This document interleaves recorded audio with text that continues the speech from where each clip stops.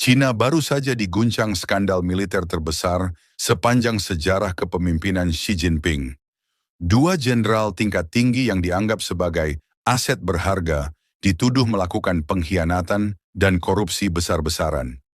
Bayangkan, seorang jenderal bintang 4, pahlawan perang yang dihormati, punya jaringan luas di militer, dan bahkan putra dari salah satu pendiri bangsa. Hidupnya sudah di puncak bukan?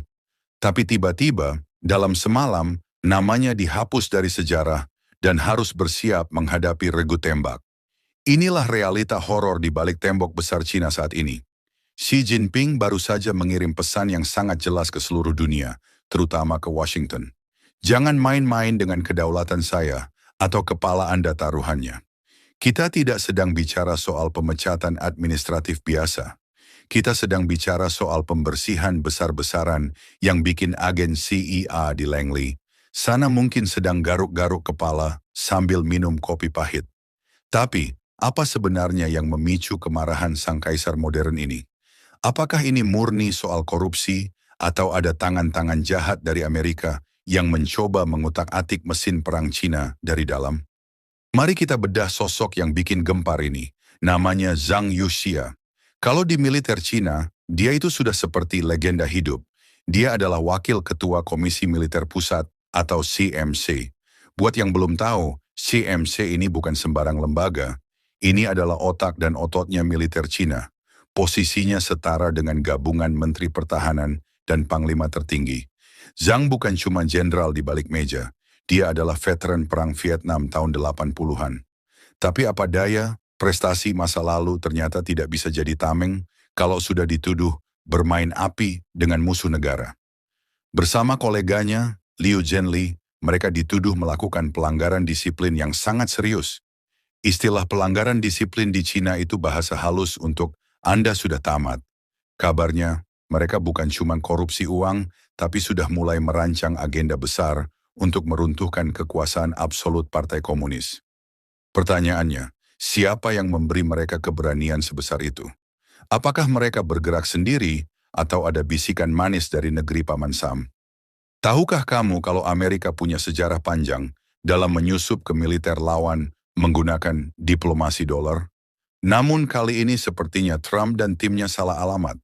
Di Cina, uang mungkin penting, tapi kesetiaan pada partai adalah harga mati yang kalau dilanggar, hukumannya sangat tidak santai.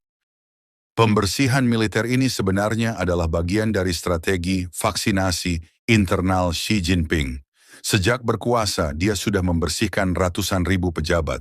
Tapi kasus Zhang Yuxia ini beda level. Ini seperti membersihkan ruang tamu, tapi tiba-tiba menemukan bom waktu di bawah sofa sendiri. Banyak analis menyebutkan kalau Amerika mencoba masuk lewat celah-celah elit militer yang merasa tidak puas. Tujuannya satu, melumpuhkan pasukan roket Cina atau PLARF. Kenapa PLARF? Karena disitulah letak rudal-rudal nuklir Cina yang bikin Amerika susah tidur nyenyak. Bayangkan kalau data rahasia nuklir ini bocor ke tangan Donald Trump. Trump mungkin bakal bikin cuitan di Twitter sambil pamer kalau dia sudah memegang remote control militer Cina. Tapi sayangnya, plot film spionase ini berakhir tragis bagi para pengkhianat. Xi Jinping bergerak lebih cepat dari kilat.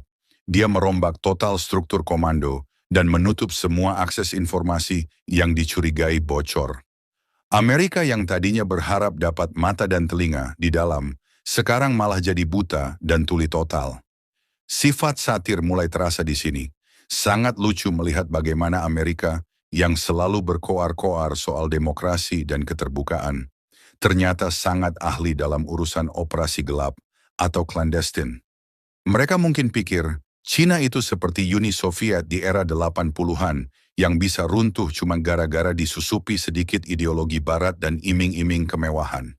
Maaf ya Washington, tapi Beijing sudah belajar banyak dari sejarah. Mereka melihat bagaimana Uni Soviet hancur karena keterbukaan yang kebablasan atau glasnost. Jadi, alih-alih membuka pintu, Xi Jinping malah menggemboknya dari dalam, merantainya, dan kalau perlu, dia ganti pintunya dengan baja anti peluru. Kegagalan Amerika kali ini bukan cuma soal kehilangan agen, tapi soal harga diri. Mereka mencoba mengulang sukses di Venezuela, saat mencoba menggoyang Nicolas Maduro. Tapi di Cina, mereka malah menabrak tembok beton setinggi langit. Tapi tunggu dulu, apakah benar ini semua murni soal pengkhianatan? Atau jangan-jangan ini hanya cara Xi Jinping untuk menyingkirkan siapapun yang terlalu populer di mata prajurit?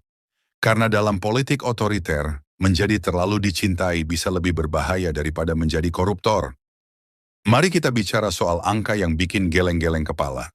Di Cina, hukuman buat koruptor itu tidak cuma masuk penjara dan bisa jalan-jalan ke mall saat izin sakit. Kita ambil contoh Tang Renjian di tahun 2021. Dia terbukti menerima suap sekitar 268 juta yuan atau sekitar 600 miliar rupiah lebih. Akhirnya, dieksekusi mati. Tidak ada banding yang bertele-tele sampai puluhan tahun. Nah, sekarang bayangkan dua jenderal militer yang memegang rahasia nuklir dituduh korupsi sekaligus berkhianat. Kamu bisa tebak sendiri kemana arah nasib mereka. Penegakan hukum di sana memang sangat barbar di mata Barat, tapi sangat efektif buat bikin pejabat lain gemetar setiap kali mau menerima amplop. Xi Jinping seolah ingin bilang bahwa tidak ada jabatan yang terlalu tinggi untuk disentuh hukum, apalagi kalau jabatan itu dipakai buat jualan rahasia negara ke Amerika. Yang lebih menarik lagi, kabarnya Amerika tidak sendirian. Mereka menggandeng sekutu setianya, Inggris, lewat Badan Intelijen MI6. Ada laporan bahwa mereka punya rencana gila untuk memecah Cina menjadi 3 negara berbeda. Ini terdengar seperti rencana jahat penjahat di film James Bond. Bedanya, ini terjadi di dunia nyata. Namun Kementerian Keamanan Negeri Cina ternyata jauh lebih agresif. Mereka menangkap agen-agen yang mencoba menghasut perpecahan dan mencuri rahasia negara. Pihak Beijing bahkan mengeluarkan pernyataan resmi yang cukup pedas. Inggris dan Amerika mencoba mengulang sejarah kolonialisme abad ke-19. Tapi mereka lupa kalau ini bukan lagi era dinasti Qing yang lemah. Kalimat ini adalah tamparan keras buat diplomasi Barat yang masih sering merasa bisa mendikte negara lain dengan cara-cara kuno. Di tengah ketegangan ini, ada satu hal yang bikin banyak pihak bertanya-tanya. Kenapa sekarang? Kenapa saat Amerika sedang transisi kekuasaan dan tensi global sedang tinggi-tingginya? Apakah Xi sedang mempersiapkan China untuk sesuatu yang jauh lebih besar, seperti operasi militer ke Taiwan? Jika internal militer sudah bersih dari duri dalam daging, maka rantai komando Xi Jinping akan menjadi sangat solid. Tidak akan ada lagi jenderal yang ragu-ragu atau malah melaporkan rencana serangan ke pihak lawan. Inilah yang sebenarnya paling ditakuti oleh Amerika. Mereka kehilangan kemampuan untuk melakukan sabotase dari dalam. Sejarah mencatat bahwa banyak negara besar jatuh bukan karena serangan luar, tapi karena pengkhianatan dari dalam. Lihat saja bagaimana Iran diguncang kerusuhan besar yang melibatkan agen Mossad dan CIA yang menyamar jadi demonstran. Cina tidak mau itu terjadi. Mereka menerapkan sistem pengawasan berlapis yang melibatkan seluruh rakyatnya. Di Cina, setiap warga adalah mata dan telinga bagi keamanan nasional. Jadi kalau ada agen asing yang coba-coba gerak-gerik mencurigakan, mereka bakal langsung terlacak sebelum sempat pesan kopi di Starbucks. Gaya kepemimpinan Xi yang tangan besi ini memang kontroversial. Banyak yang menganggapnya sebagai diktator, tapi bagi pendukungnya, ini adalah satu-satunya cara untuk menjaga stabilitas negara sebesar Cina dengan penduduk miliaran. Mereka melihat kekacauan di Amerika, perpecahan politik yang tajam, dan tingkat kriminalitas yang tinggi sebagai contoh nyata dari kegagalan sistem liberal. Jadi propaganda Barat soal kebebasan tidak laku lagi di sana. Rakyat Cina lebih memilih keamanan dan kemajuan ekonomi daripada kebebasan berpendapat yang berakhir dengan kerusuhan di jalanan. Nasionalisme mereka sedang berada di titik tertinggi, dan setiap tekanan dari Amerika justru membuat mereka semakin bersatu di belakang Xi Jinping. Sekarang pertanyaannya kembali ke Washington. Setelah investasi jutaan dolar untuk menyusup ke militer Cina, berakhir dengan eksekusi dan pemecatan jenderal-jenderal mereka, apa langkah Trump selanjutnya? Apakah dia akan terus menabrak tembok yang sama atau mulai menyadari bahwa Cina bukan lawan yang bisa ditaklukkan dengan cara-cara licik? Kita harus akui, Xi Jinping sangat cerdik dalam mengelola narasi. Dengan membuang para jenderal ini, dia sekaligus melakukan dua hal, membersihkan lawan politik potensial dan memperkuat legitimasi anti korupsinya di mata rakyat. Dia mencitrakan dirinya sebagai pelindung bangsa dari ancaman asing dan pengkhianat domestik.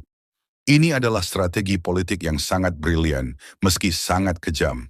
Amerika sekarang harus pulang dengan tangan hampa, kehilangan aset intelijen yang mungkin sudah dibangun selama puluhan tahun. Kedaulatan negara bagi China adalah hal sakral yang harus dijaga dengan nyawa, dan mereka baru saja membuktikannya lewat tindakan tegas terhadap Zhang Yuxia dan krunya. Sebagai penutup bagian ini, kita bisa melihat bahwa peta kekuatan dunia sedang bergeser. Amerika yang biasanya menjadi polisi dunia dan pengatur strategi global, sekarang mulai sering kecolongan. China sudah bukan lagi sekadar pabrik barang murah. Mereka sudah bertransformasi menjadi benteng intelijen dan militer yang sangat sulit ditembus. Kegagalan CIA di Beijing ini akan menjadi catatan hitam dalam sejarah spionase Amerika. Sementara itu, di Beijing, Xi Jinping mungkin sedang tersenyum tipis sambil melihat daftar inventaris rudal-rudalnya yang kini benar-benar berada di bawah kendalinya secara mutlak. Tanpa ada lagi telinga Amerika yang mendengarkan di balik pintu ruang rapat komandonya. Apakah ini akhir dari upaya Amerika? Tentu tidak. Tapi ini adalah pengingat bagi siapapun yang mencoba bermain api di dalam rumah orang lain. Kadang-kadang, pemilik rumah punya cara yang sangat ekstrim untuk memadamkan api tersebut, lengkap dengan membakar siapapun yang membawa korek apinya. China telah memberikan contoh nyata tentang bagaimana cara menjaga harga diri bangsa di tengah gempuran hegemoni asing. Dunia sekarang tinggal menunggu kejutan apalagi yang akan muncul dari balik tembok besar ini. Satu hal yang pasti, permainan catur global antara Beijing dan Washington baru saja memasuki babak yang jauh lebih berbahaya dan tak terduga. Terima kasih sudah menyimak analisis ini sampai akhir. Nantikan analisis berikutnya. Jangan lupa like dan subscribe kalau kalian suka pembahasan seperti ini. Mari menjadi lebih cerdas tentang dunia di sekitar kita. Sampai jumpa di video berikutnya.